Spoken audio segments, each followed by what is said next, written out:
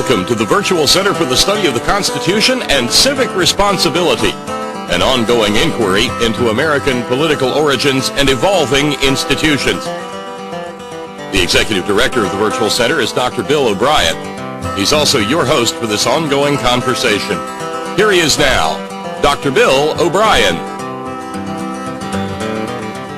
Thank you, Bob Kincaid, and welcome to this Monday edition of the Virtual Center for the Study of the U.S. Constitution and Civic Responsibility.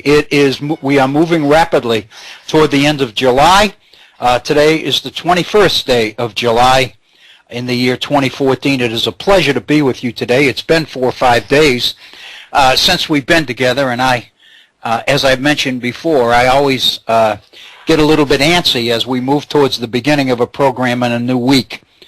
Excuse me, because very honestly, after you're away from this for a few days, you begin to question whether you're ready and whether in fact what you're doing has meaning and those kinds of things. And it usually doesn't take me too long of being here before I find myself enmeshed in the content. It's a very, very interesting phenomenon. It's something that I used to occasionally hear someone say, and I never could relate to it before, because I used to find research as laborious and a bit painful. But the irony is that what I'm finding now is that I'm thoroughly enjoying enmeshing myself in the 18th century and in the ideas and the thoughts and the words of some folks that I've admired for so long and admire so much. And I hope that comes across, because I really believe that this is exciting. I think learning is exciting. And as long as we continue to learn, it seems to me we're clearly headed in the right direction. So I welcome you to today's program. I invite you to participate actively in it. We have reserved a phone number, and the purpose of that reservation is to make it possible for you to get on the air and share your ideas and your thoughts on some of these issues with our listeners, including me. Our phone number is area code 304-574-8178. That's 304-574-8178. If you would like to communicate with me directly via email, I would love to hear from you. My email address is waobrien906@gmail.com. That's waobrien906@gmail.com. In thinking about today's program, I think besides being the first program of a new week, I really do believe that today's program will be the one at which we can say that, at least for the time being, we can put Garry Wills and his Inventing America book on Jefferson's Declaration of Independence to bed, finally. We've been on this now for about 3 weeks. And no way in the world did I anticipate at the beginning of this that we would get into the substance of this book and of Jefferson's Declaration to the extent that we have. But I really do believe that it should be possible to to bring our discussion of this book entitled Inventing America to a fitting conclusion today. At least that is my plan. And where I'd like to go, hopefully beginning tomorrow, is to continue our investigation into the 18th century with Garry Wills. And more specifically, to look at Garry Wills and his insight as it applies not so much to the Declaration of Independence in 1776, but to the Constitution of the United States drafted in the late 1780s, in 1787 at the Philadelphia Convention. More specifically, to look at Garry Wills as he takes on in his book entitled Explaining America, The Federalist Papers. And I mentioned a few weeks ago that I was reading that book and I was finding it difficult. And a part of the reason that it is difficult is because it is so abstract, so theoretical, as is Inventing America. I think we've all begun to appreciate that. But once I found Garry Wills actually getting into the arguments and the substance of the Federalist Papers themselves, I began to appreciate the value of his insight and the contribution to scholarship that I believe this insight has made, recognizing, as was the case with Inventing America, that the opposition to this perspective is very real. There are interests which are averse to considering these kinds of issues and these kinds of concepts when it comes to the founding, whether it's the Declaration or whether it's the Constitution of the United States. Part of the reason, and I know we've talked about this before, I don't plan to spend a lot of time on it today, but I want to mention it because it's there and it's real. And that is that there are a number of people and a number of interests who have a lot waged, a lot staked on orthodox and fixed interpretations of some of these issues. And when things and issues that we have assumed for an extended period of time as being a closed book, as being fixed, as having reached the point where there's really not too much more we can do on this subject. Once we reach that point of assuming that we've exhausted the subject, then the particular interpretation of that issue that we have becomes firmer, more firmly fixed, and it becomes, in a sense, a form of orthodoxy. We cease to question. We cease to keep an open mind. We tend to interpret those who seek to raise additional questions about a subject that we have pretty much been convinced is closed. We tend to dismiss these as meaningless stabs into the darkness that really don't promise to take us anywhere worth going or to present anything new to us on a subject that we feel we've pretty much exhausted. What I'm saying is that, as in the case of Inventing America, Garry Wills has been the subject of very biting, critical, negative challenges to his Explaining America, as he was with Inventing America. The criticisms of Explaining America are extreme. And the more you look at the criticisms, and I've been looking at a number of them, the more you begin to appreciate the extent to which Garry Wills once again finds himself stirring up a hornet's nest, so to speak, stirring up ashes that many people believed were cold.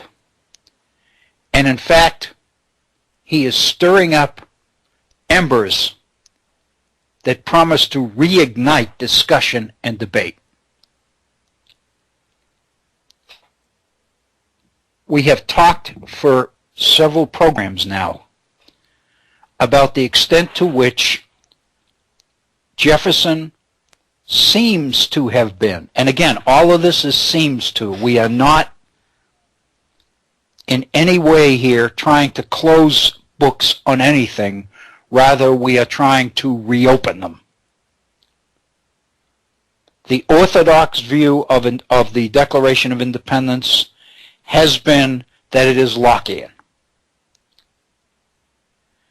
And for Garry Wills to come along in the late 1970s, in 1978, with a book entitled Inventing America and a new look at Jefferson's Declaration of Independence,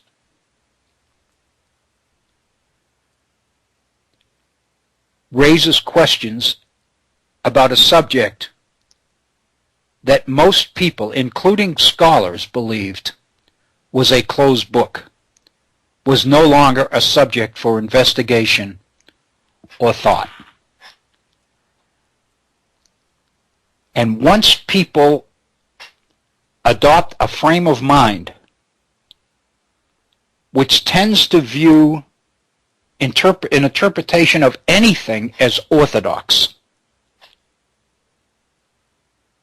then there's a natural inclination, a human tendency to resist shaking up what seems to be fixed and what seems to make perfect sense.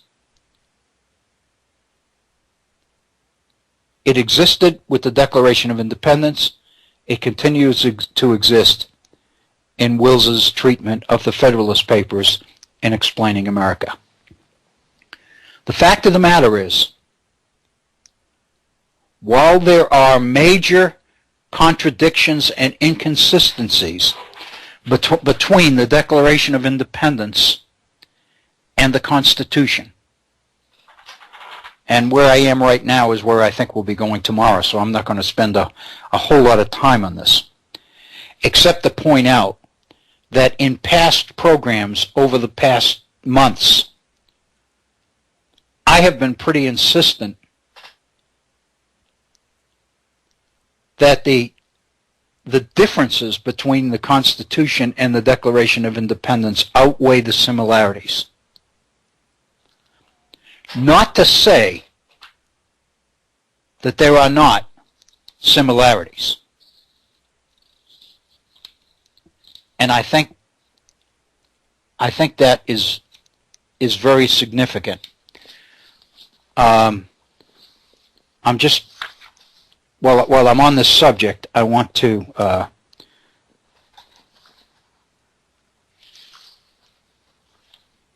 I'd like to address Garry Wills on this subject.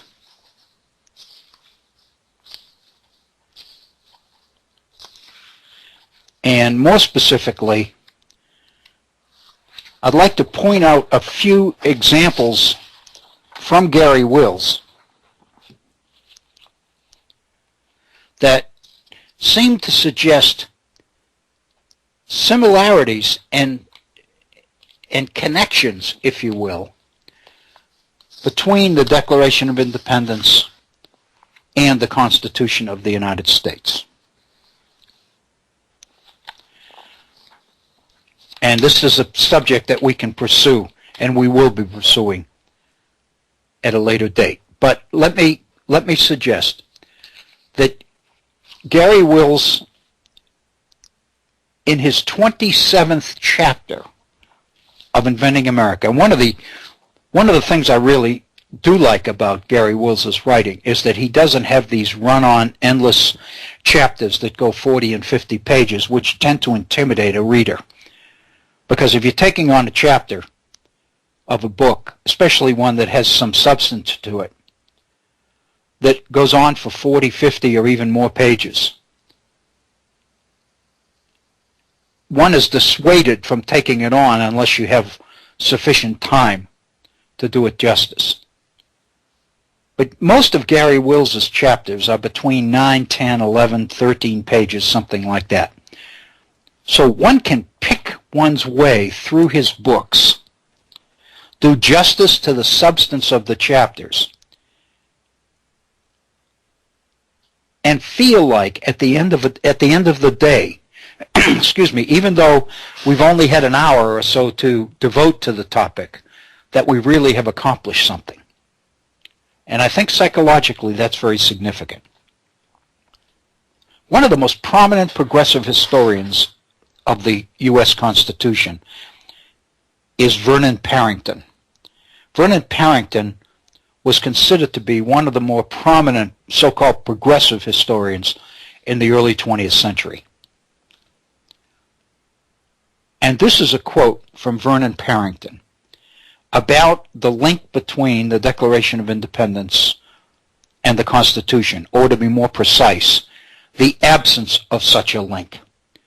Parrington says, "It's not easy to understand today why, ever since the Civil War days, intelligent Americans should so strangely have confused the Declaration of Independence and the Constitution, and have come to accept them as complementary statements of the democratic purpose of America.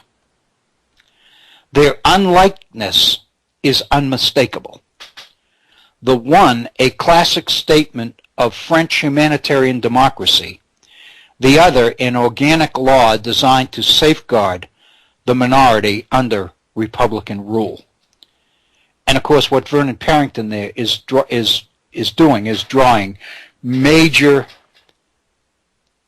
distinction between the Declaration, which he sees as a product of the French Enlightenment, of the Enlightenment, and the idea of humanitarian democracy, as opposed to the Constitution of the United States, which is much more substantive. It's based on the structure and organization of Republican government, as the founders intended it. But what Vernon Parrington is saying here has some meaning. And that is that so often today we hear people talk about unalienable rights as being in the Constitution, which is a major error. And the fact of the matter is, people tend to move substance back and forth between those two documents as if, because they both happened early in the nation's history, they are synonymous. And so therefore, technical discrepancies are not really a big deal. I have tended to believe, and I think I've mentioned this more than once before, part of the reason that citizens in general are so inclined to confuse the two documents is because our understanding of American history, especially of this period, is so weak. I think people make errors of content, of substance here, in many cases because they really don't know the difference. But the fact of the matter is, Parrington's right, and the issue between the two documents is quite different. As I have said many times, the way I see this period is that the optimism of the humanitarian republicanism that is so associated with America's views of the Declaration of Independence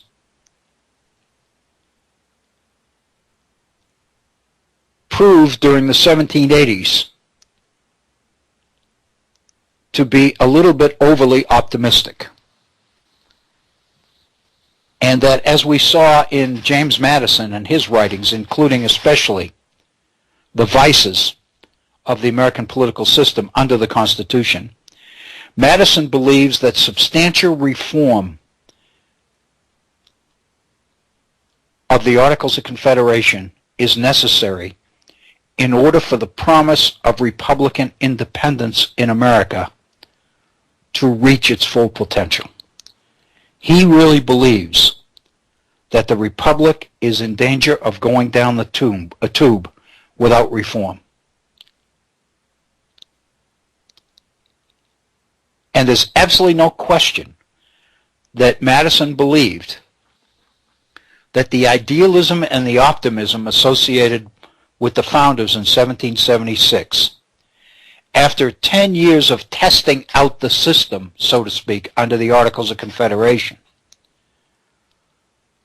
demonstrated that substantial change was in order, and the Constitution of the United States effectively constituted that change. So I see a significant difference. I do not see the Constitution of the United States as being in the same philosophical context as the Declaration. The Articles of Confederation is the form of government, national government, that the founders believed to be most consistent with the Declaration, not the Constitution. The Constitution was designed to fix the problems, theoretically, that surfaced over the Articles. So I see major contradictions between the two. It's very important to recognize that the so-called progressive historians, and Vernon Parrington is one, the most prominent of the progressive historians, no question, is Charles Beard and his economic interpretation of the Constitution. But in that same school, if you will, of progressive historians of the founding are included Carl Becker, who, of course, is the author of the 1922 study of the Declaration of Independence that we've made reference to over and over again as being Lockian. In other words, there's absolutely no question here that we're confronted with a contradiction. Carl Becker, in his treatment of the Declaration of Independence, has serious problems with the framers and with the intent of the Constitution. Carl Becker is a supporter of the progressive idea that the Constitution of the United States contained significant self-interest in its structure and its adoption. He believed,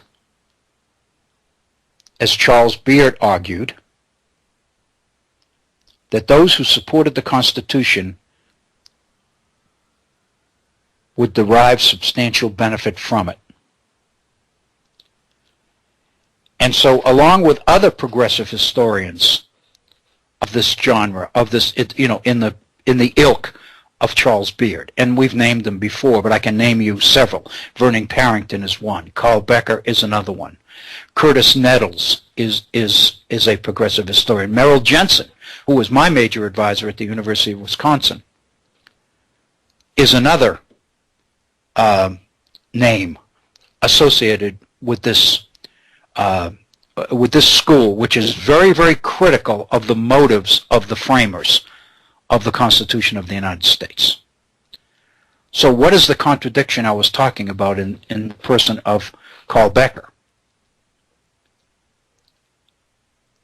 It is that even though Carl Becker was a major critic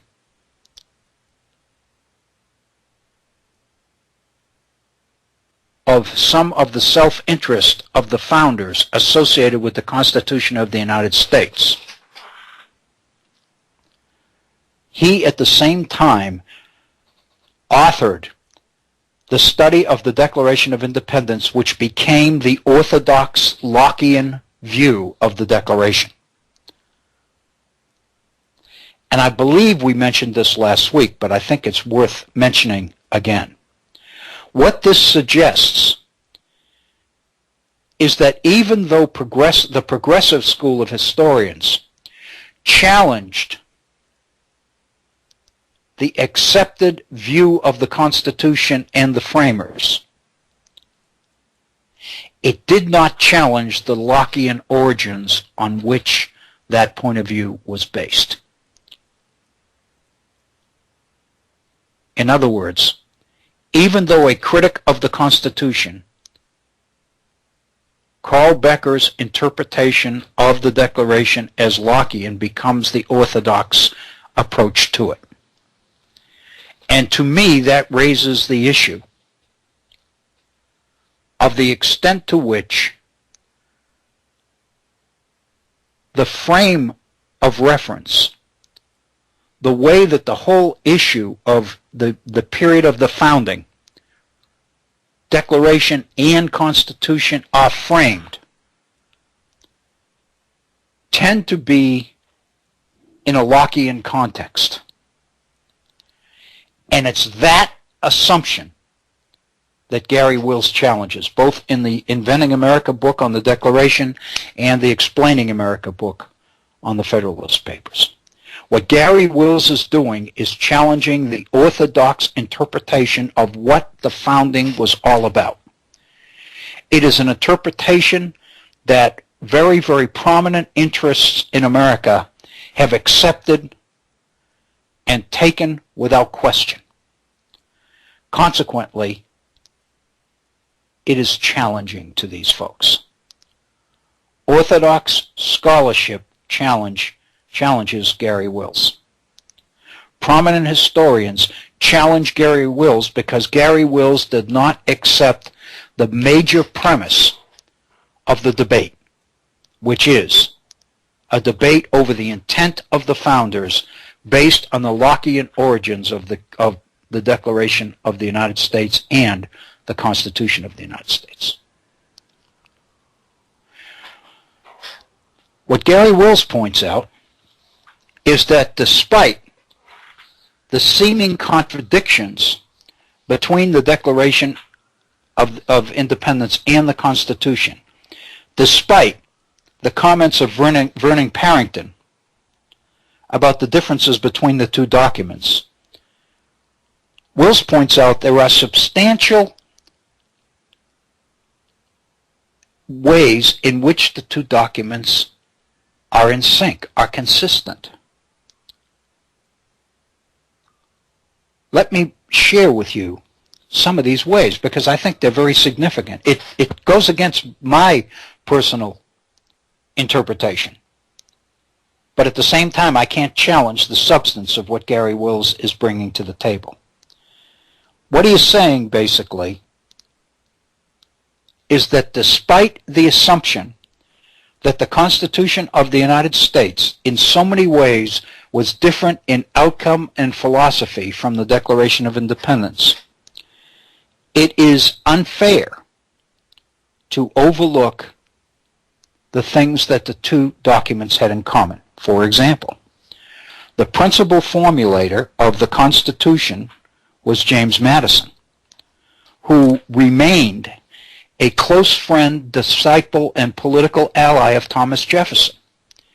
In other words, if the Constitution of Madison and the Declaration of Jefferson was so contrary to each other, in such contradiction, then chances are that Jefferson and Madison would not have remained as close personally and politically as they remained. I think that that's a significant point. As we know, Madison is going to accept position in Jefferson's cabinet. And Madison is going to replace Jefferson when Jefferson leaves the White House in 1808, and Madison is successful in winning the election to the presidency in 1808. Secondly, and this is particularly associated with Garry Wills, Madison's education at Princeton under Witherspoon and Jefferson's education at William and Mary under William Small,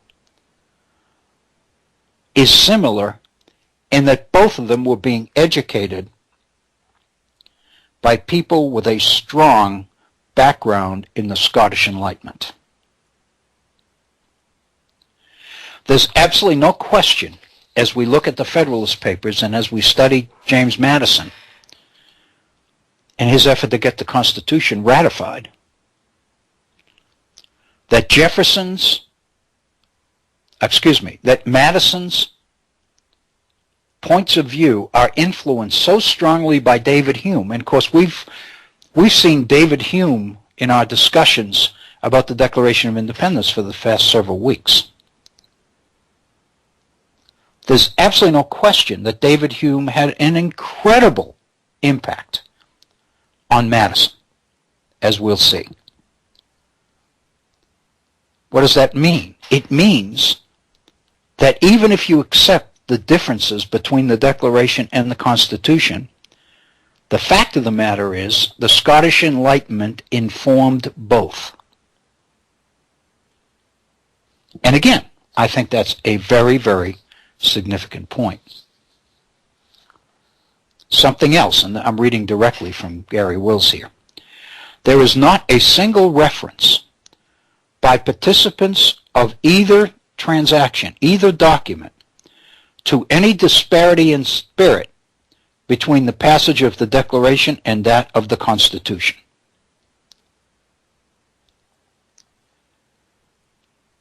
In other words, if you look at the campaign to get both of these documents approved, passed, the fact of the matter is there doesn't seem to be any disparity between the two documents by the people who were directly involved in creating them and voting for them.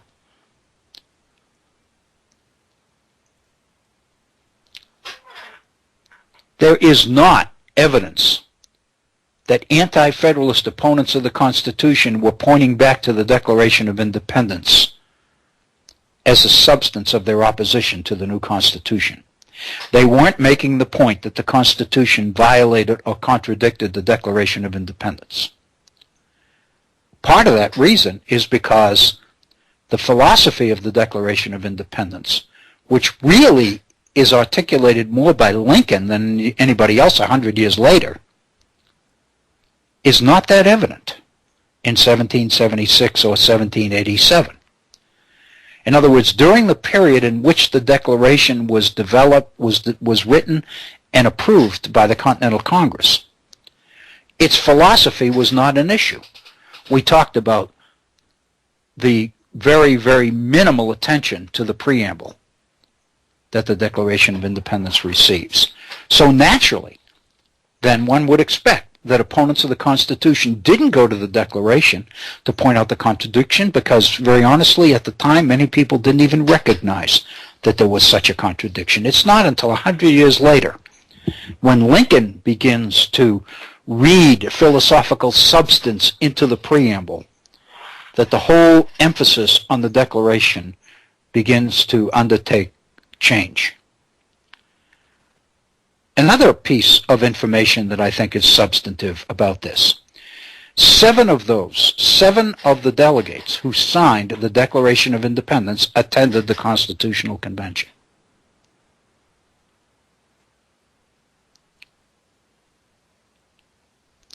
Also, those at the Constitutional Convention tended to be younger and have less influence within their states than did the men who came to Philadelphia in 1776 to adopt the Declaration of Independence, including the signers.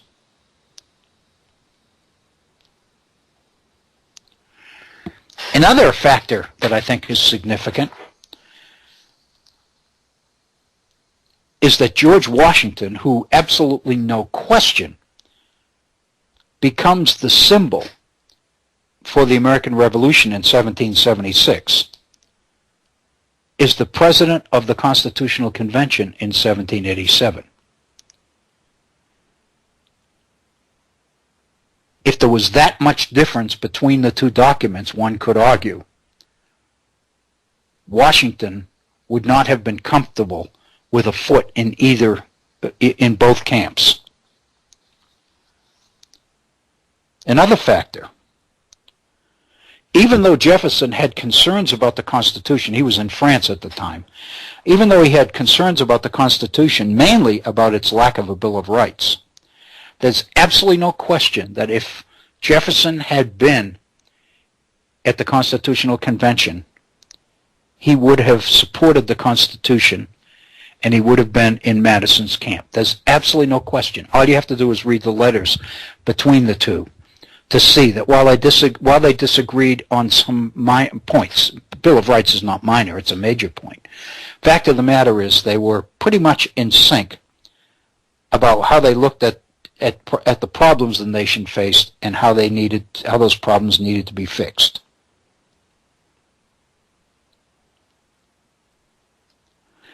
So the fact of the matter is,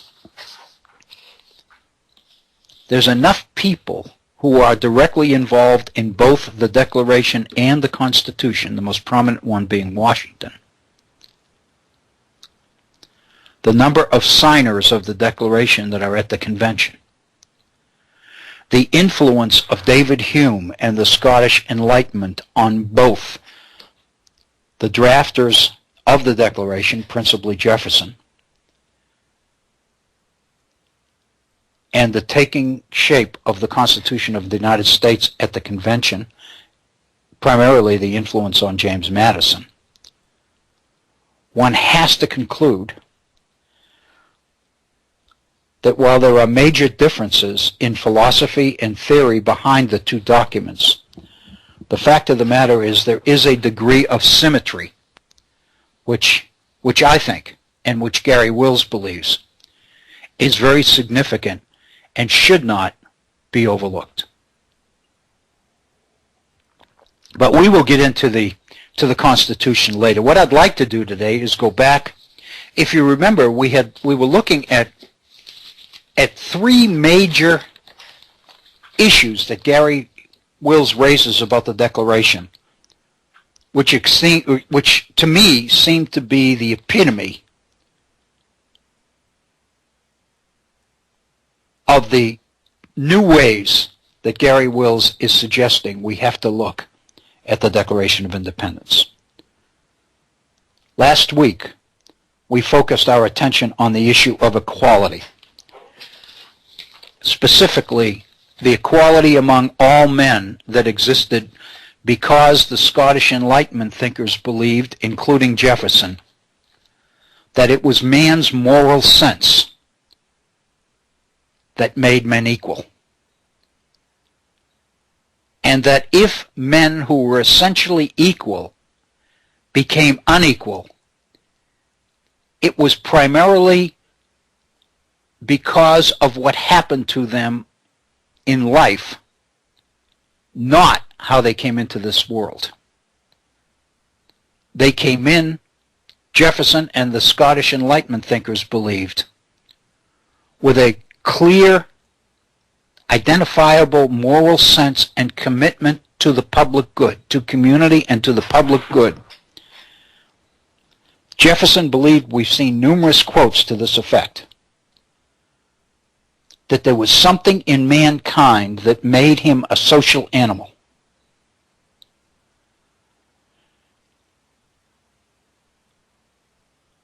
And that man's existence and everything that man had the potential of becoming depended upon society, but depended upon his interaction with others.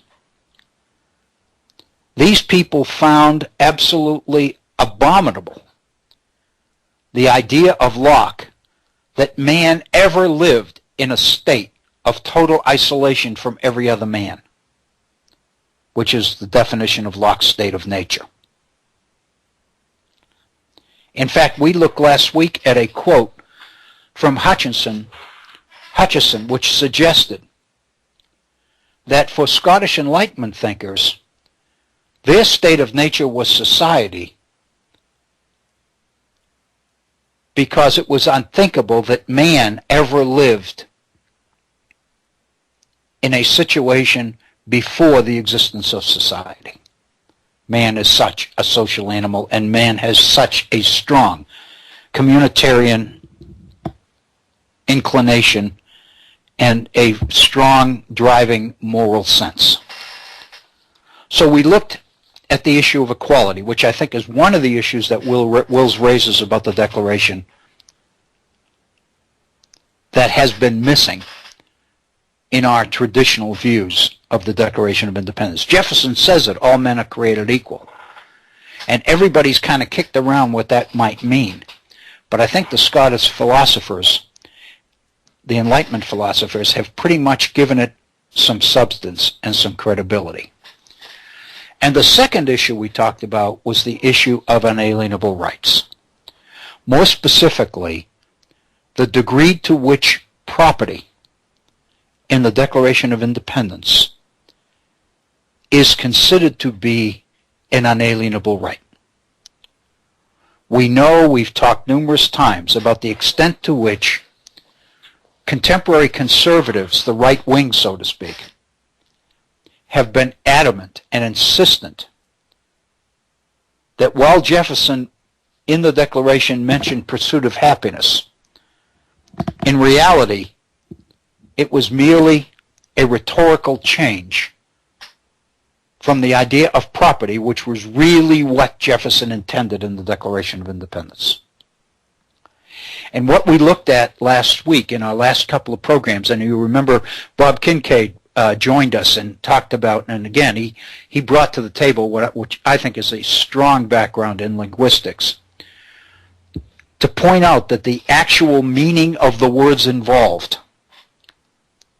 suggests that Jefferson's omission of the word property in the Declaration of Independence was not merely a rhetorical change, it was not an oversight, but rather it was because Jefferson's intent was to substitute substance that was substantially different than the issue of property.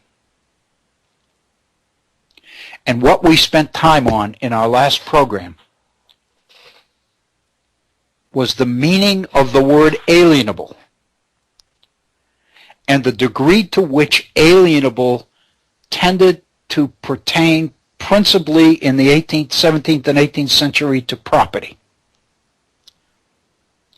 And we talked about Jefferson's behavior prior to independence in Virginia, when Jefferson became very active in overturning Virginia laws of entail and primogeniture, which were laws that dictated the transfer of property from one generation to the next.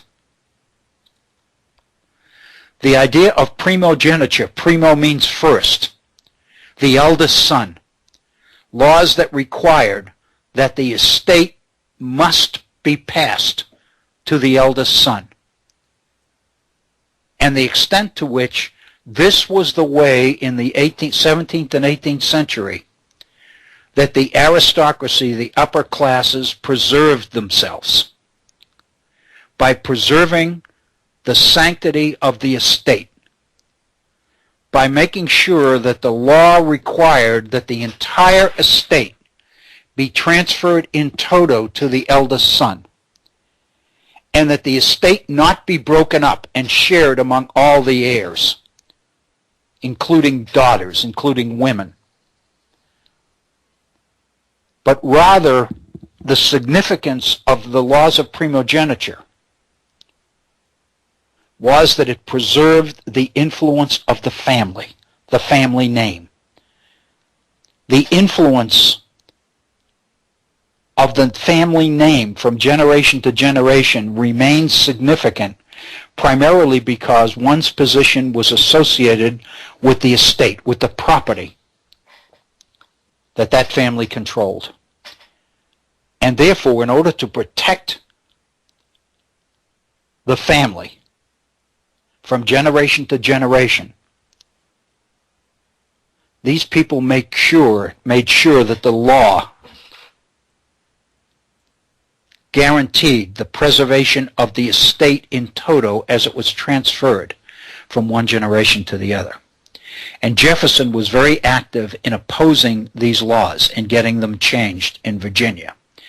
And Jefferson consistently argued before the House of Burgesses in Virginia that property, going all the way back to British common law, property was alienable. Property was always viewed as transferable. And that these laws violated tradition, violated the laws, the common law, because they were efforts to change tradition. They were efforts to shift property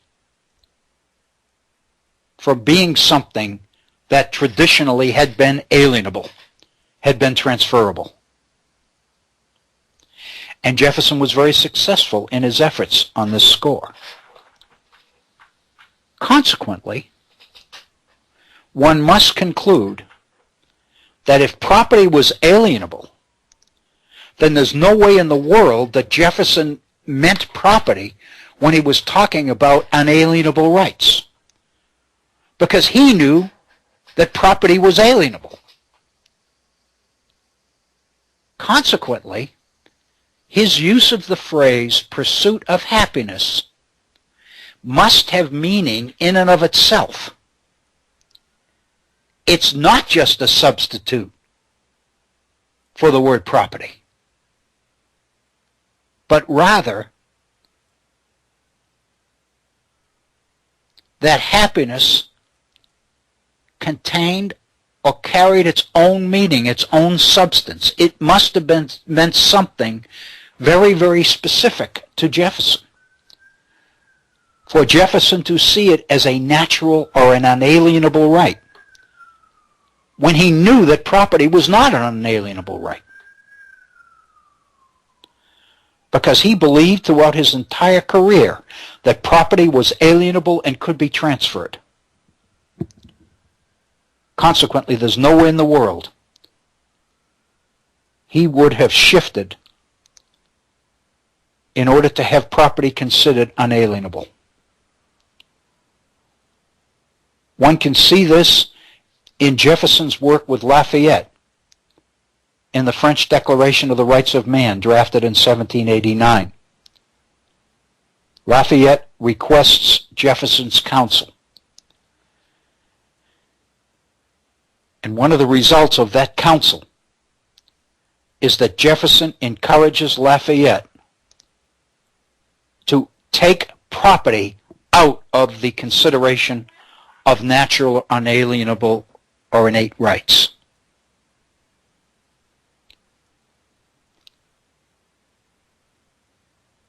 Lafayette's draft of the Declaration of the Rights of Man had included property as an unalienable right, and Jefferson encouraged him to take property out. The final draft of the Declaration of the Rights of Man includes property, but in addition, it talks about pursuit of happiness. So the French Declaration of the Rights of Man, by including both property and pursuit of happiness, demonstrates clearly that the two are not synonymous. They are not the same. There's something different about the two. So consequently, what we are left with as the third major issue that Garry Wills raises about the Declaration is an effort to get our arms around what exactly Jefferson meant by happiness.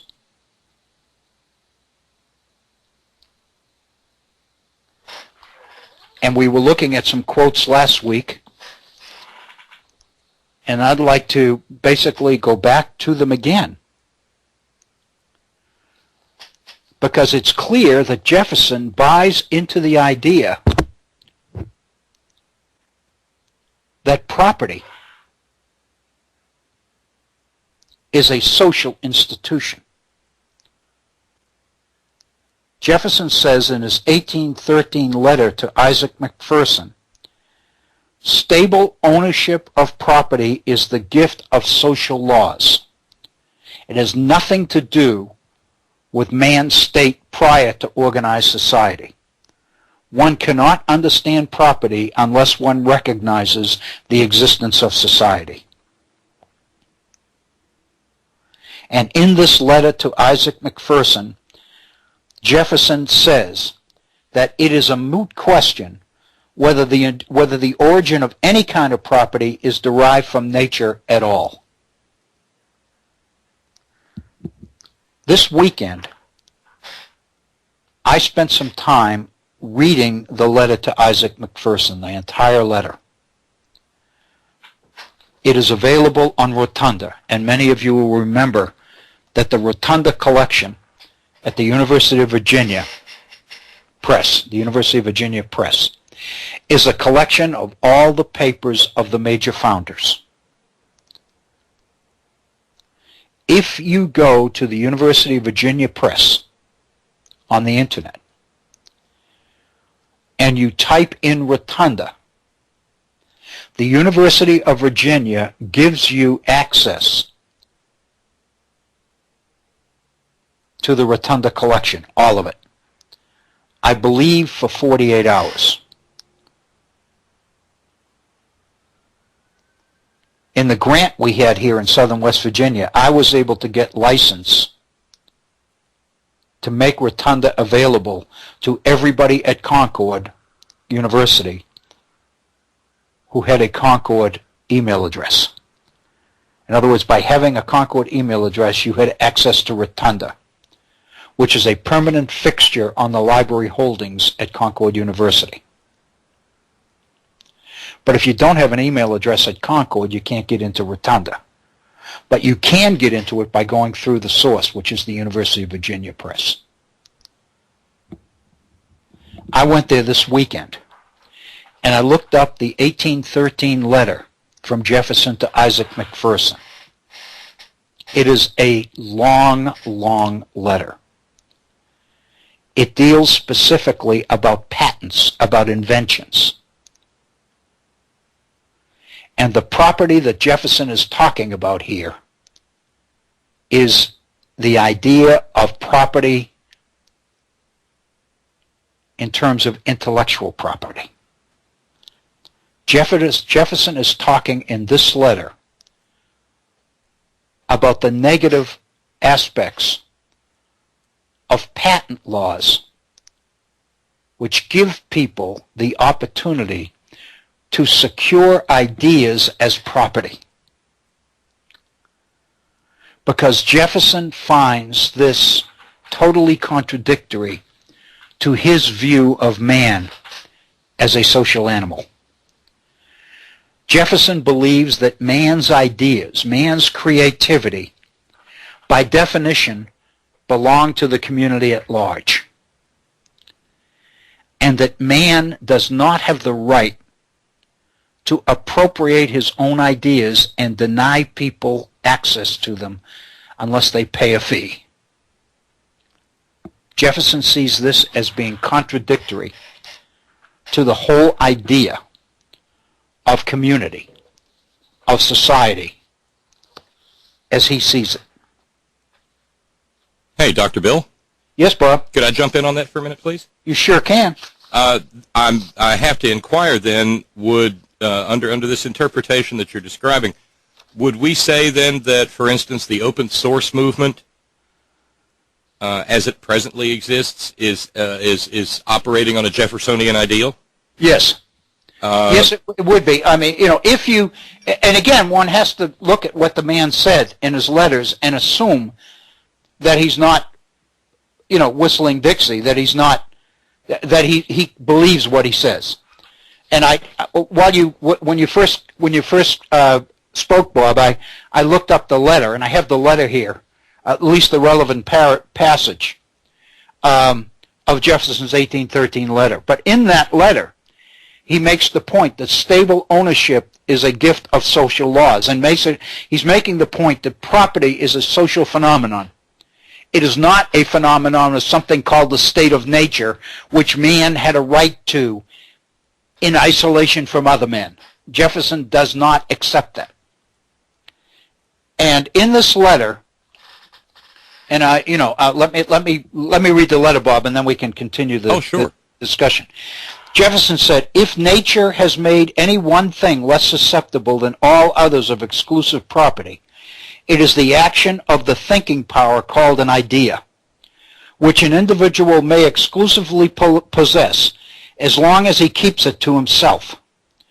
But the moment it is divulged, the moment his idea becomes, somebody else finds out about it, it forces itself into the possession of everyone, and the receiver cannot dispossess himself of it.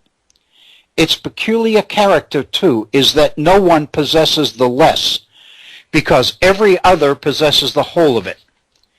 He who receives an idea from me receives instruction himself without lessening mine, as he who lights his taper at mine receives light without darkening me. In other words, the minute you get my idea, that doesn't mean that I have less of it. Well, he's outright rejecting the notion of the zero-sum game. Yes. Yes, he is. Which, of course, so much of the mercantilist policies of his time revolved on. You know, if Spain had gold, that meant there was less gold for England to have. Less gold for England, yeah. Or if I had a lot of gold, that means that there wasn't that much for you. Right. And that was a disastrous economic model as he had certainly experienced it, and as the world had experienced it up until that time. Right. Right. Well, but Bob, it's kind of in sync with the idea of property. The whole concept of private property, as Locke defined it, that there's only so much property out there, and the more you control, the less there is for other people. It makes perfect sense. And it's a contradiction in the whole concept of property, as Locke defined it, because Jefferson's priority is to strengthen society, and his idea is that a human being, a man benefits from the community and the strength of the community he lives in. Therefore, everybody in it has an obligation to do whatever he can do to strengthen the community, which in effect makes everybody in it better off. So to Jefferson, to take an idea that had value and then try to keep other people from getting their hands on it is contradictory to everything that Jefferson believed, I think. It certainly is a different country than what he apparently wanted, isn't it? Yeah, Bob, I really believe it is. He says that ideas should freely spread from one to another over the globe for the moral and mutual instruction of man and improvement of his condition seems to have been peculiarly and benevolently designed by nature when she made them, like fire, expansible over all space, without lessening their density at any point, and like the air in which we breathe, move, and have our physical being, incapable of confinement or exclusive appropriation. Inventions, then, cannot in nature be a subject of property. That's what Jefferson says. In other words, to Jefferson, it's contrary to what man and what society is about for people to try to take ideas and make them private property. Well, compare that then with what Elon Musk, and you know who Elon Musk is, right? Go ahead, Bob. He's a multi-billionaire visionary industrialist.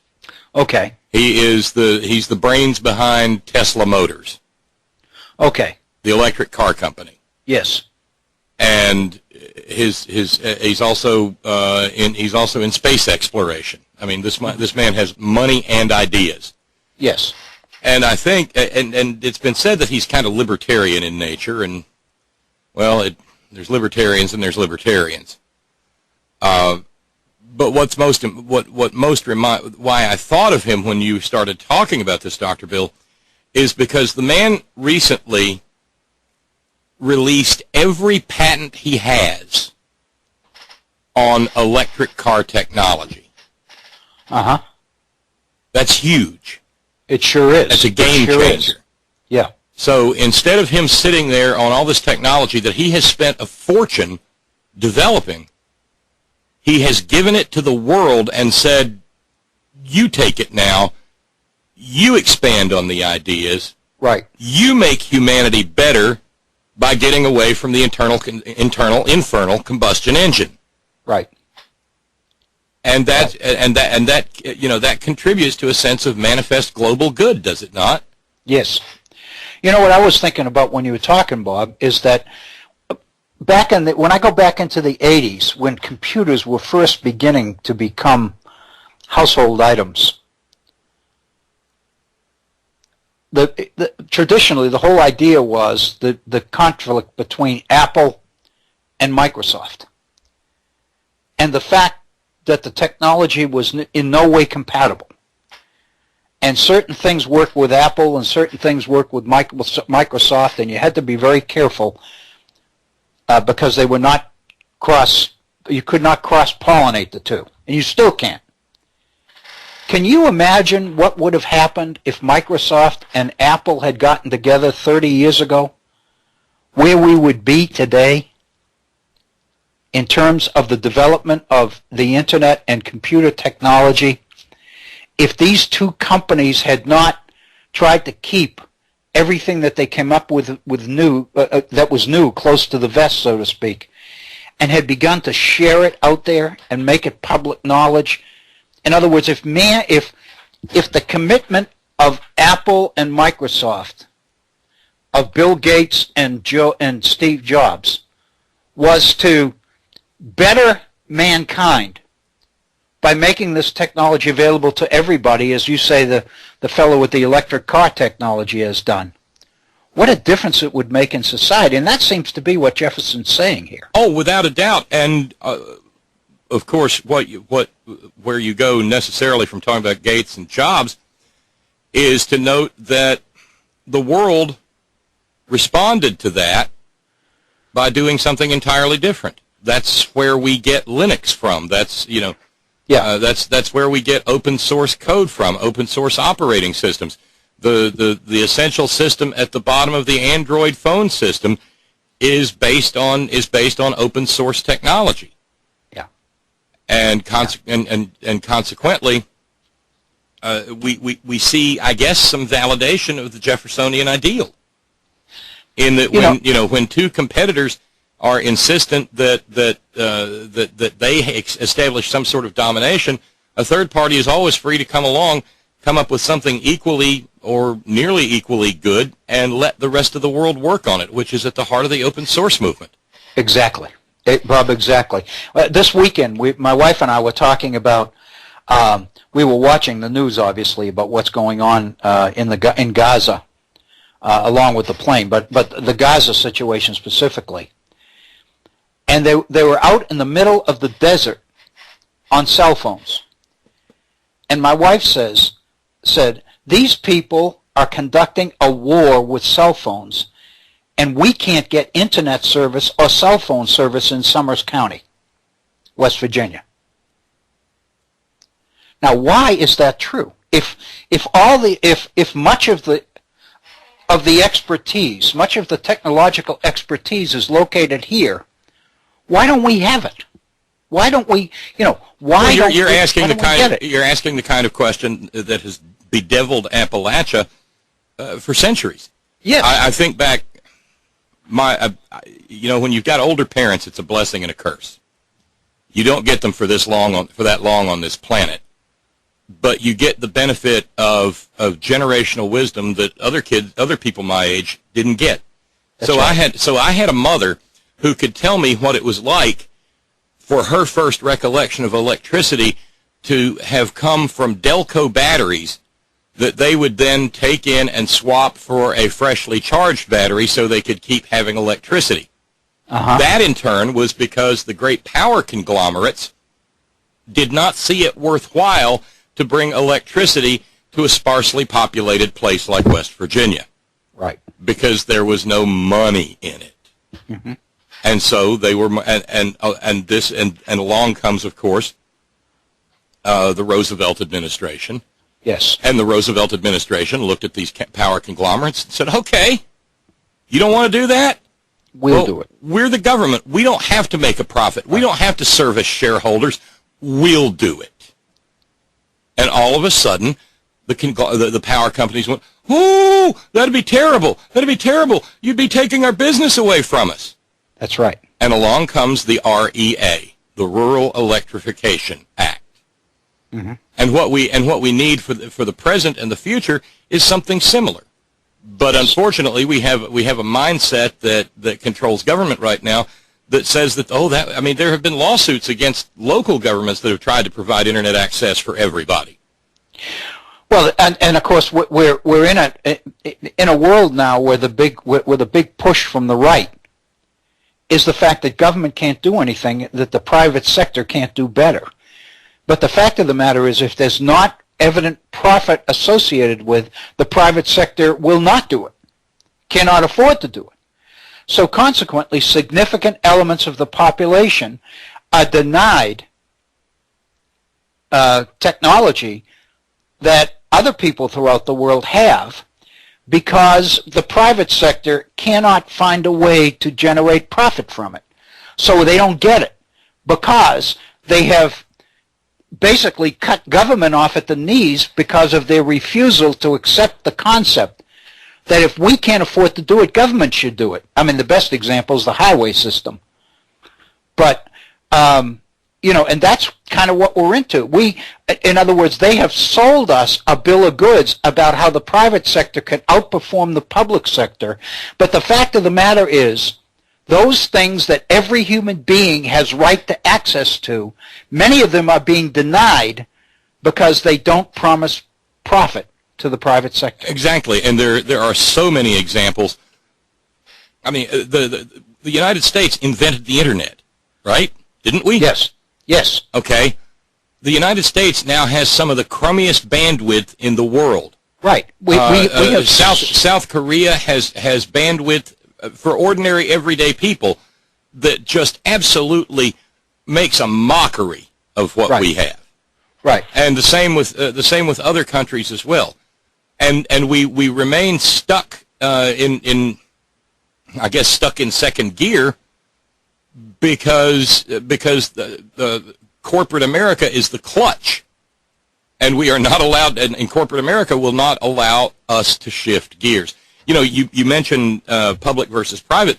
Of course, the first thing that always comes to my mind in that regard is just down the road a piece in Charleston, Dr. Bill. Mm-hmm. Now, here you have a for-profit corporation dealing in water, the very essence of life itself. That's right. And their primary concern is servicing their shareholders. They've got to turn a profit, or else they go away. So consequently, with all the money that they've pumped into their shareholders, that has forced the actual infrastructure of the water system to go begging. One of the things that has been little discussed by many other people, except maybe me, is a statistic that I ran across during the Freedom Industries disaster. Mm-hmm. And it was this: the acceptable level of water loss to a water supply company, whether it be a PSD or a for-profit company or whatever, the standard established is somewhere around 15%. Now that's kind of mind-boggling in the first place, but you know, you're going to lose water. Water's water. It's always going to seek its own level. Mm-hmm. So it is deemed acceptable if, let's say, you pump out 100 gallons. Well, if 85% of that gets to where it's going, you're considered a success. Mm-hmm. That means, however, that there are 15 gallons that are laying in the road or sinking into the ground or you know, leaking out along wherever the pipeline is laid that never got where it was going. Well, not Freedom Industries, West Virginia American Water, prior to this disaster in January of 2014, was reporting up to a 30% loss. So that means that of the water that was pumped through the system that was laden with crude methylchlorohexane methanol, poison, 30% of it has likely never been identified as to where it went, Dr. Bill. Mm-hmm. Because of an aging, crummy infrastructure that they couldn't afford to fix because they were too busy declaring profits for their shareholders. Wow. Does this show the starkness of the difference between public and private clearly enough? Right. And you know, the other thing that I'm focusing on here, you're focusing on water, is gas. And the fact that everybody's gas bill continues to go up, even though we've got more gas, we've got more natural gas than we ever had in this country. It's allowed the country to become self-sufficient to the point that we can export energy. We no longer are an importer of energy. We become an exporter of energy. So therefore, we're putting it on the market and it's selling for the world price of energy. And even though much of that energy, is located here, we can't get it. We have to buy it and pay what the rest of the world is paying for our own gas. In point of fact, I noticed something over the weekend, Dr. Bill. The United States has recently become the single largest producer of oil in the world. We have surpassed Saudi Arabia. Mm-hmm. And yet, a Saudi who goes to fill up his gas tank is paying pennies per gallon. Right. Where right. we're paying $3.69, it's which in itself is still ridiculously low if you factor in the externalities. That's right. That's right. But it is, but basically what we're talking about is that, going back to Jefferson here, that what Jefferson's talking about is an approach to the idea of the pursuit of happiness for everybody as being the ideal of government. What we've done is allowed the private sector and the courts to basically limit government's ability to promote the public interest. That's effectively what we've done. That what we've instead happened is said that the private sector has said, let us address the public interest. We can do it better. And at the same time, profit from it. And so the result is that government has ceased to see its principal role as providing for the public interest. Rather, its primary definition of responsibility is to do whatever it can do to promote private interests and to make the delivery of services to the community at large a private rather than a public function. And of course, the thing we're debating now is the issue of health care as the classic example of that. That, as much controversy as there is about the Affordable Care Act, the fact of the matter is President Obama's Affordable Care Act is a definite, is a definite example of bowing to the insurance industry. Instead of providing health care to the citizens of this country, what we've done is come up with a very complicated formula for trying to make it possible for citizens to purchase health care as a commodity, not as a human. Into which is built the concept of profit. Profit. Not, in other words, the whole idea of health care as being a human right is not even on the table. Well, let me ask you one question, and then I'll go away and we can take a little bit of a late break. Okay. If hypothetically, if this nation had followed Jefferson's ideals, how would wealth have been accumulated, or is he tacitly saying he is against the manifest accumulation of vast wealth? What Jefferson is saying, I believe, is the same thing that Theodore Roosevelt said, and that is basically that the whole idea of the pursuit of wealth is to enhance people's ability to contribute to the happiness of the community.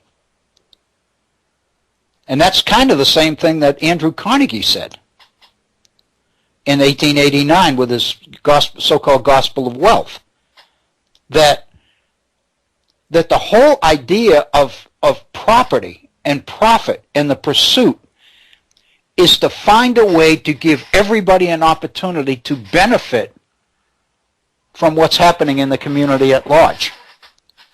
That's how Adam Smith fits into this. Adam Smith is clear. The more I've dug into this, the more I'm beginning to realize that Adam Smith is not the idea of profit for profit's sake, which is what I always was led to believe Adam Smith is about. Adam Smith's idea is the whole idea of, for example, of competition,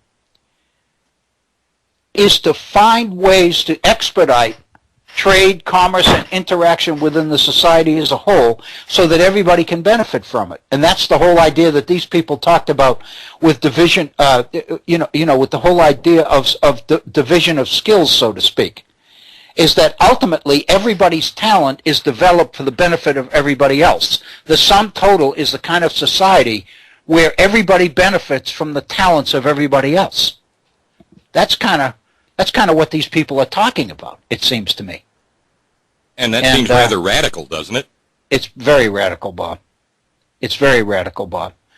But what we have done is we have totally dismissed all of these questions and all of these concepts in favor of the orthodoxy which we've chosen to adopt, which is very consistent with all the other things we have chosen to adopt. Well, don't Jefferson's ideals, and I really will be quiet after this, don't Jefferson's ideals point to a philosophy that says competition should be merit-based as opposed to some sort of unfair leverage? I mean, if you've got three guys bottling beer, and one guy comes up with a new way to bottle it, and the other two follow suit, ultimately, aren't you going to choose the beer based upon which one tastes best? Yes. Am I making? I mean, is that so? It's merit based as opposed to a model of some sort of predatory structure. Right. Bob, you know where I'm going here, and your last comment has lead me here when you start talking about merit based.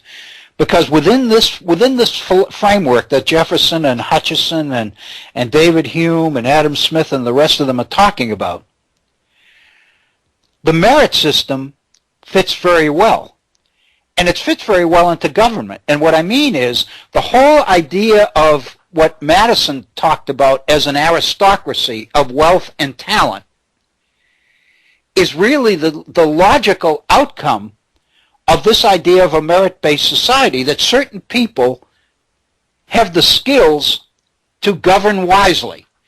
And somehow we need to find a way to get the right people in the right positions, consistent with their talents and their abilities and their education and all the rest of it.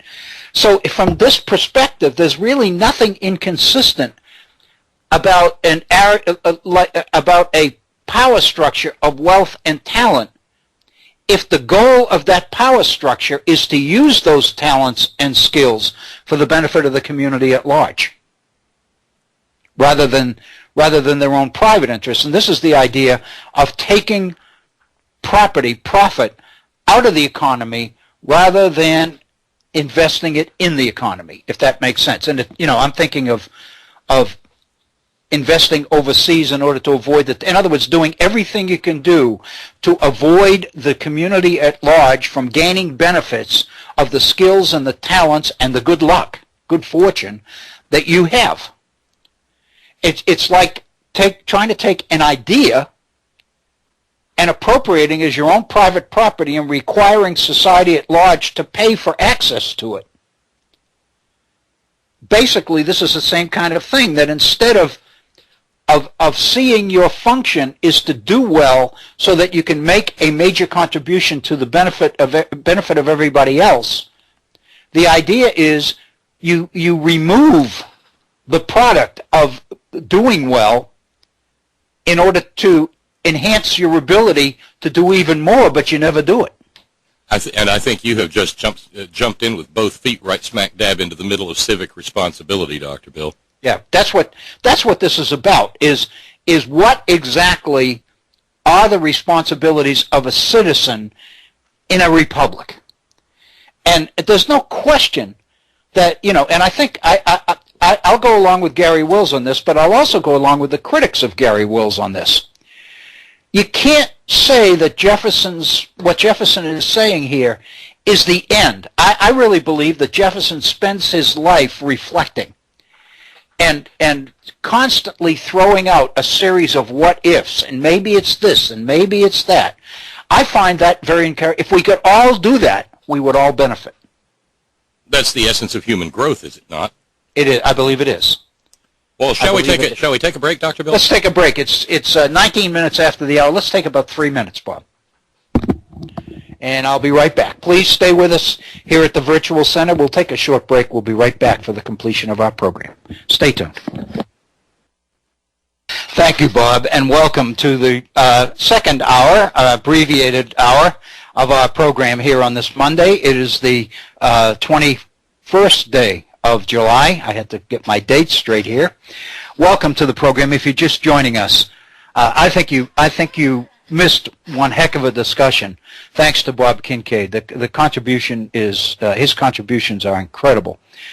Because I think what we're doing is taking these concepts out of the 18th century as Jefferson and the others kicked them around, so to speak, and weigh them and basically float them to and encourage other people to react to them, which is really kind of what we're doing here, not only at the Virtual Center, but the Head-On Radio Network itself, is to throw ideas, is to give people an opportunity to float ideas and float insights and give people an opportunity to react to them.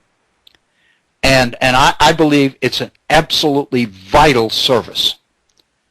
And so I want to thank you for tuning into the Virtual Center. I also want to thank you for whatever you can do and continue to do to support the Head-On Radio Network itself, because I think this is a vital service and it doesn't exist anywhere else. Let's be honest. Our phone number, we would love to hear from you and encourage you to participate in this process. Our phone number is area code 304-574-8178. That's 304-574-8178. My email address, if you'd like to communicate directly with me one-on-one, is waobrien906@gmail.com. That's waobrien906@gmail.com. I kind of wanted to go back because I'd still like to finish looking at Garry Wills' book on Jefferson's Inventing America today, and the issue we've been focusing is, in fact, we dabbled in it in our conversation with Bob, and I think it's very significant, is the definition of happiness. When Jefferson talks about pursuit of happiness as being an alienable right, what exactly does he mean by happiness? If you accept the idea that many people want to put forth, that happiness is property, then the pursuit of happiness is your personal pursuit of wealth, property. But it's very clear that when Jefferson talks about pursuit of happiness, he's not talking about property. He's talking about the ability to contribute to the happiness of other people. And I think these are statements and quotations we looked at in previous programs. For example, and this particular quotation is from Francis Hutcheson, who says the general happiness is the supreme end of all political union. The purpose of government is the general happiness. In the preamble to the Constitution of the United States, we talk about government's principal responsibility, among other things, as promoting the general welfare. What is the general welfare? What is in the public interest? David Hume, in talking about the pursuit of happiness, talked about not only pursuing it, but promoting it. And David Hume said, all men are equally desirous of happiness, but few are successful in its pursuit, because too often men are distracted from real advantage to the more immediate advantage, short-term goals versus long-term ends. Consequently, these people believed that man's moral sense of duty, a sense of obligation, a sense of the desire to be benevolent, to help other people, was innate. And government's job is to promote that, is to promote what Bob called, just before our break, civic responsibility. What these people defined, what Jefferson defined as pursuit of happiness, is the idea of civic responsibility. The responsibilities of every citizen to every other citizen. The strength of the community as a result. And government's responsibility to promote and to encourage the pursuit of happiness. Or in other words, to encourage people in their efforts towards fulfilling civic responsibility.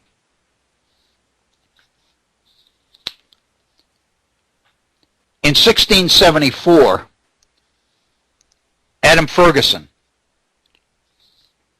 made major contributions to the Scottish Enlightenment.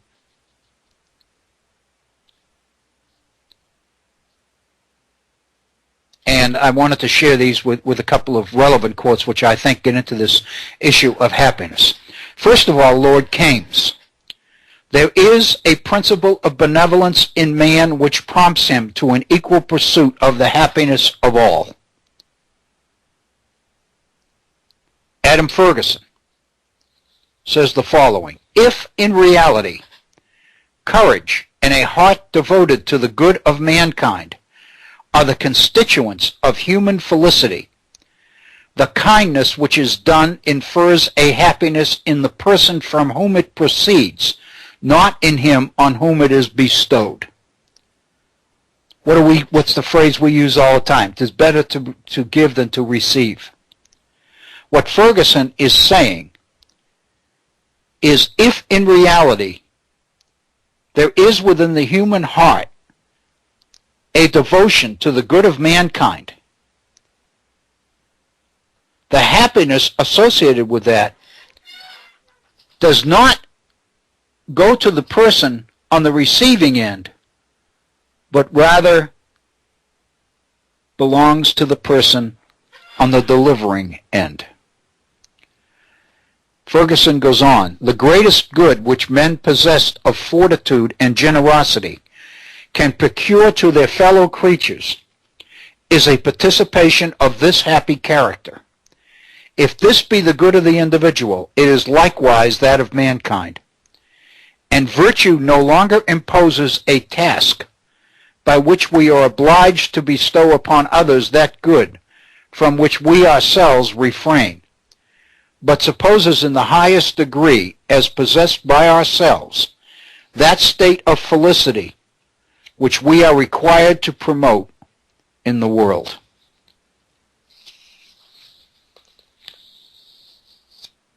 He goes on.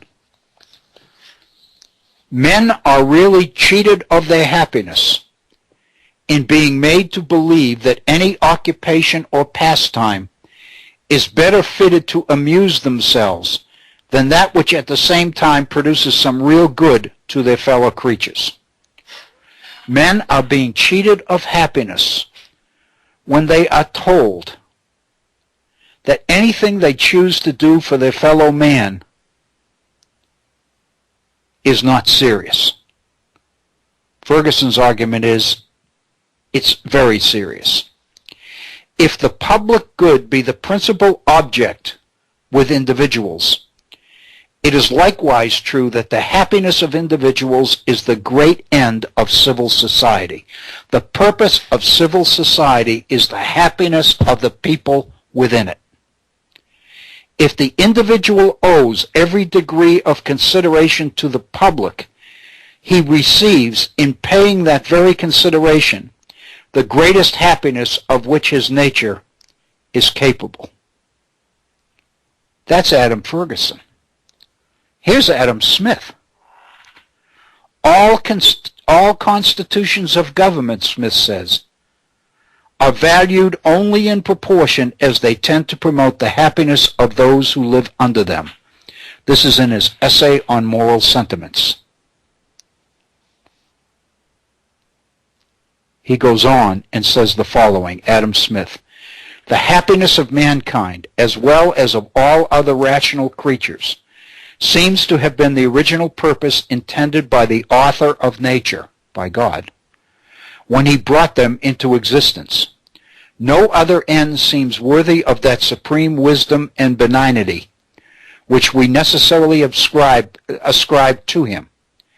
And this opinion, which we are led to by the abstract considerations of his infinite perfections, is still more confirmed by the examination of the works of nature, which seem all intended to promote happiness and to guard against misery.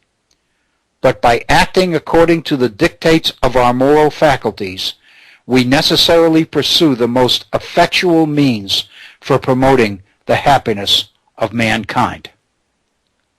What Adam Smith is saying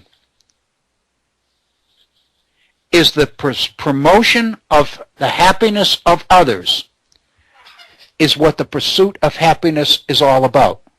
The purpose of governments, of all constitutions, he said, is the happiness of the people who live under them. Government's responsibility is to promote the public interest. Civic responsibility is to encourage and find ways to encourage people, citizens, to follow their moral sentiments, to follow their instincts of doing good to others. The purpose of government is to promote that and to celebrate it and to encourage it. All of this, it seems to me, suggests something very important. And that is that all of this requires a significant role in man's day-to-day existence for government. If you attack government, if you challenge its vitality, if you challenge its honesty, if you challenge its ability to govern, if you constantly harp on the mistakes that government makes as evidence that government can't do as effectively what the private sector can do, if you do this, you are effectively emasculating the only interest that exists that is dedicated to the promotion of the public interest. In other words, the whole structure crumbles if you render government incapable of fulfilling its goal, its end. As Jefferson said, the purpose of government is to protect people's inalienable rights to life, liberty, and the pursuit of happiness. It is time that we move beyond allowing other people with their own agenda to tell us what unalienable rights are, why property is an unalienable right, and on and on and on. Government's function or power is limited to the protection of unalienable rights. But look at what those rights are. They are not limited to allowing private individuals to do what they want to do with their property and to have their freedom to do it protected by government. Government's job is not to promote the interests of those with property. It is designed, government's intent is to promote the public interest.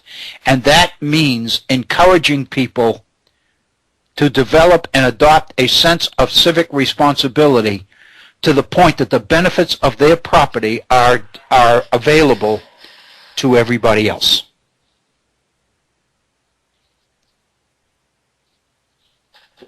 in a sense, what are we reaping? What will we reap if we emasculate government's ability to promote the public interest? Because the private interest cannot make pursuit of the public interest its principal objective. Its stockholders would not put up with it. The profit motive makes it popular that the public interest can be served by the private sector. It must be served by the public sector. Government's viability and vitality must be preserved. We have a responsibility to resist efforts to emasculate government. If what government is trying to do can be improved, then let's do it. But to reach a conclusion that government cannot govern, and to try to assess responsibility for that to the founders, and claim, in fact, this is one of the things James McGregor Burns did in his book called The Deadlock of American Democracy. His approach to Madison's Federalist 10 is the idea that what Madison did was build gridlock into the system in order to protect the liberty and the private property of individual citizens. I would suggest to you, by definition, gridlock means that the public interest cannot be promoted. And I think that is something that we must constantly keep in view. As I'm talking here, I'm searching for one of the. There's a delightful letter in 1814. This is some years after Jefferson leaves the White House in 1809. Jefferson wrote John Adams, and they're talking about getting old. And I saw this and I couldn't help but circle it. But I think it's significant here because it's so in tune with the way these people looked at society as a result of the Enlightenment. Jefferson says to John Adams, "Our machines have now been running for 70 or 80 years, machines being our bodies, and we must expect that, worn as they are, here a pivot, there a wheel, now a pinion, next a spring, will be giving way. And however we may tinker them up for a while, all will at length surcease motion." The idea of the mechanical image, the Enlightenment idea of the clock, the smooth functioning machine, the extent to which they see the human body as a functioning mechanism, the extent to which Jefferson and others see government itself as a functioning mechanism, as an interconnected conglomerate of smooth functioning parts that are consistent, the extent to which they see community, see society as the same way, a functioning organism where every portion, every citizen in it has something meaningful to contribute to the good of the whole. I would suggest to you that that's what we're talking about. We are at 41 minutes after the hour. We've got a little bit more than 15 minutes left in our program. I wanted to introduce one concluding idea from Garry Wills, which I think is significant. It's at the very end of his book. And I'm afraid that people who read his book probably would put it down before they get a chance to digest all of this.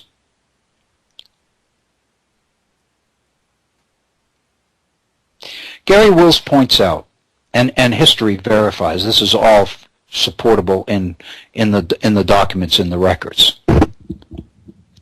Throughout the remainder of his life, Jefferson really believed that the changes made in his original draft of the Declaration harmed it irreparably.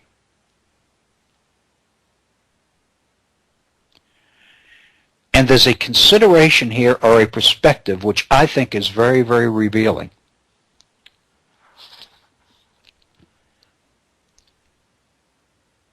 And that is that most experts on the subject believe, I'm thumbing through my pages here, so please stay with me for a moment.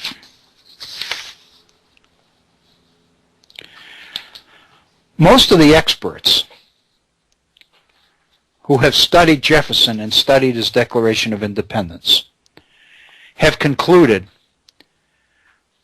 that realistically the changes that Congress made in Jefferson's original draft of the Declaration of Independence were positive. Most people believe that Jefferson's Declaration is a stronger, better document as a result of the changes made by Congress. Now, the major one, of course, is the slavery issue, and that's a significant portion of Jefferson's first draft, and that's out for political purposes. But some of the others are more rhetorical and grammatical than anything else. Duma Malone, who authored a 5-volume biography of Jefferson, in fact, he's known, according to Garry Wills, as the Dean of Jeffersonians. Duma Malone says, Jefferson and some of his Virginia friends believed that Congress weakened the Declaration, but there can now be little doubt that the critics strengthened it. Merrill Peterson, Julian Boyd, some of the real authorities on Jefferson and on the Declaration have tended to agree. Yet the irony is that Jefferson never became convinced of that. Jefferson believed for the rest of his life that substantial, meaningful damage to his Declaration had been done by the changes. What Garry Wills does in the 23rd chapter of his book is address the major changes that Congress makes in Jefferson's original draft of the Declaration.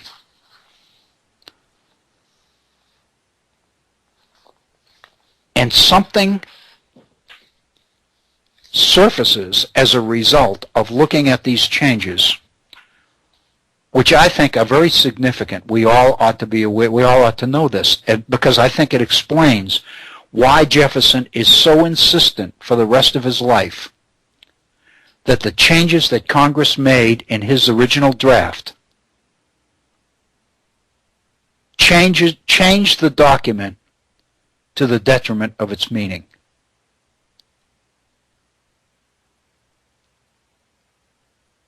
What seems to be at play here is yet further evidence that the reason that Jefferson can continue to say this for the rest of his life, even though the experts argue otherwise and say that the changes made in the Declaration actually improved it, the only way to bring symmetry to those two points of view is to conclude that the reason that people believe that the changes made in Jefferson's draft improved it is because they choose to look at the Declaration from the perspective of the orthodox Lockian point of view and refuse to look at the Declaration from the perspective that Garry Wills has emphasized in his book. And the fact that Jefferson continues to argue throughout his life that what he wanted to put on paper suffered as a result of the changes suggests that maybe, this is yet further evidence that what we have traditionally assumed that Jefferson meant in the Declaration is not what he meant at all. In other words, maybe Jefferson's insistence throughout his life that the Declaration that he intended was harmed by the changes is evidence that Jefferson's intent in the Declaration was different than what most of the people who have studied it claim for it. In other words, maybe the best evidence that Francis Hutcheson and David Hume and Adam Smith and Adam Ferguson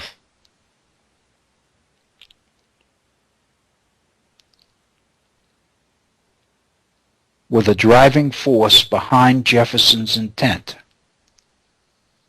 in the Declaration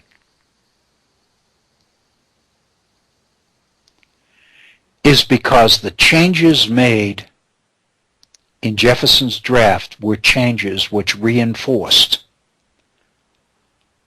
what has become the orthodox view of the Declaration as a document based principally on the state of nature theories of John Locke. And in his 23rd chapter, Garry Wills goes through some of the major changes. And one of them, in fact the first one, is that Congress made a change. And again, we're not talking about the slavery issue here. That's something quite different. But one of the changes that Congress makes from the first draft to the final draft of the Declaration of Independence deals with the issue of responsibility for independence. For a long time since, throughout the years, there has been a debate as to whether Jefferson's Declaration focused principally on the failings of the king, of George III, or whether, in fact, it should have focused more on the failings of Parliament. The traditional debate that has raged for the last couple of hundred years is whether, in fact, the responsibility for American independence belongs to the king, or whether, in fact, American independence was the fault of Parliament. Well, the fact of the matter is, if you look at Jefferson's first draft, Jefferson's first draft of the Declaration does not stress the king or Parliament as the principal cause of American independence. Rather, Jefferson pins the cause of independence on the failure of the British people. Jefferson is hung up on the idea that the citizens of colonial America were citizens of the British Empire.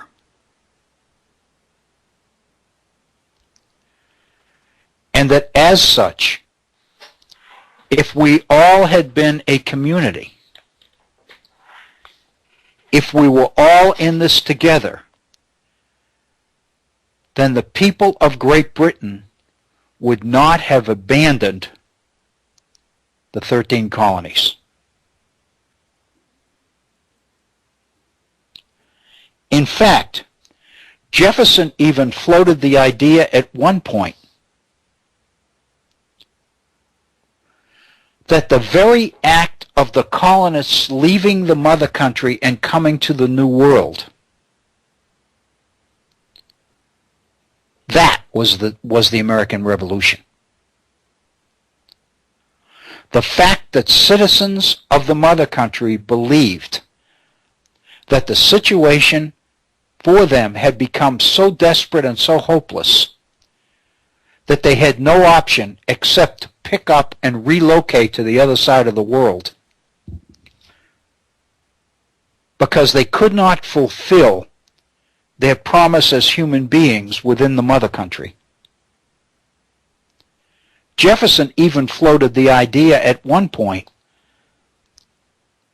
that expatriation, the process of leaving the mother country, was the real American Revolution, and that really all the Declaration of Independence did was lay out the meaning of it and the reasons for it, and basically announced that finally it was happening.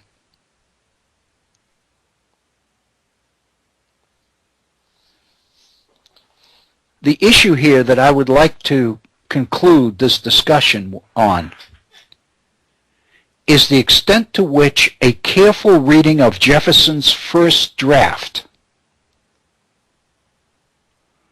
would confirm the ideas and the influence of the Scottish Enlightenment, thereby supporting Garry Wills much more than the amended version of the Declaration approved by the Continental Congress. There is a clear suggestion here that Jefferson's determination throughout the rest of his life to hold out for the idea that the declaration he originally intended was not the declaration that was finally adopted may suggest that everything that Garry Wills has been suggesting here about the influence of the Scottish Enlightenment on Jefferson is valid. Maybe Jefferson's insistence throughout the rest of his life that his declaration had been harmed by the changes in it would suggest that the way we look at the Declaration today as Lockian is much more the product of Congress's changes in Jefferson's initial draft than we ever realized. Maybe if Congress had passed the Declaration as Jefferson first wrote it, Garry Wills and his Inventing America would not be the outlier that it has become. Garry Wills would not be the object and the recipient of extremely hostile, negative comment, suggesting, in fact, that he's trying to impose on the Declaration insights and points of view that really aren't there. If the Declaration we were looking at was the Declaration that Jefferson really first wrote, maybe Garry Wills's case would have been much easier for him to make, and therefore would have subjected him to much less negativism and much less hostility than he's since received.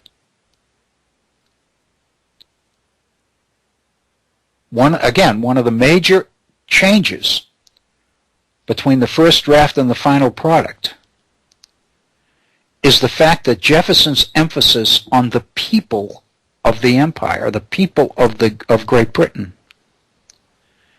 is shifted to the king and or parliament, and that's been the basis of discussion ever since.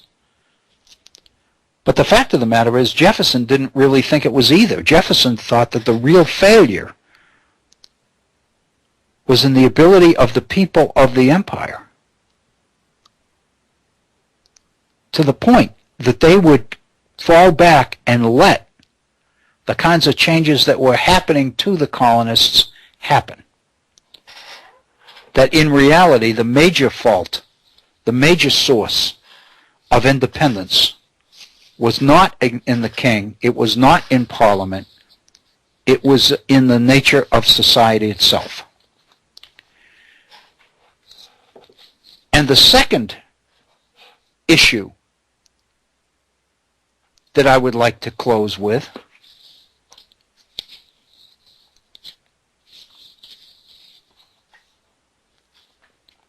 is Jefferson's own explanation as to what he believes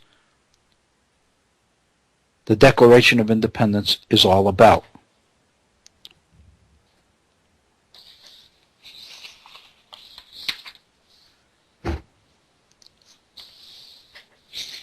Jefferson says and agrees, his own notes make clear that the purpose of the Declaration of Independence, more than anything else, is to be found in the foreign policy success of a treaty of alliance with France. Jefferson's position, we can go back and finish this up tomorrow, but Jefferson's position seems to be that the real issue that drove the Declaration more than anything else was the need for an alliance with France. But I think we'll have to leave this for another day. We're at 58 minutes after the hour, just turned 59. We have another program begin on the Head On Radio Network here at 3 o'clock. So let me thank you for being with us today and invite you to be back with us tomorrow. Remember, we'll be starting half hour later tomorrow, 1:30 in the East. We'll be doing a 90-minute program on Tuesday as usual. This is Bill O'Brien for the Virtual Center for the Study of the U.S. Constitution and Civic Responsibility, thanking you and encouraging you to be safe. Thank you.